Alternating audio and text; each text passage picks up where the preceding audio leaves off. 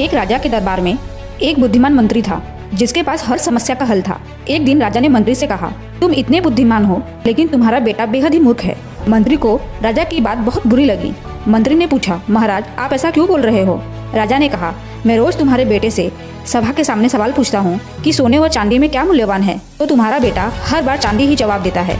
दरबार में मौजूद हर लोग मंत्री पर हंसने लगे। मंत्री ने अपने बेटे से पूछा, सोने व चांदी में क्या मूल्यवान है? बेटे ने फौरन जवाब दिया, पिताजी सोना। मंत्री ने कहा, जब तुम्हें पता है सोना कीमती धातु है, फिर तुम राजा को गलत जवाब क्यों देते थे? बेटे ने अपने पिता को अपने कमरे में ले जाकर एक पेटी खोली। पेटी चांदी के सिक्कों से भरा देख मंत्री हैरान हो गया। बेटे ने कहा, पिताजी ये वही सिक्के हैं जो राजा मुझे रोज देते थे। अगर मैं सही जवाब देता तो राजा मुझसे सवाल पूछना बंद कर देते, वह सिक्के भी मिलना बंद हो जाते। मंत्री ने राजा को अपनी बेटी की चतुराई बताई। राजा बेहद प्रभावित हुआ। हमें अपनी काबिलियत का दिखावा नहीं करना चाहिए। समय आने पर अपने आप सबको पता चल जाता है कि आप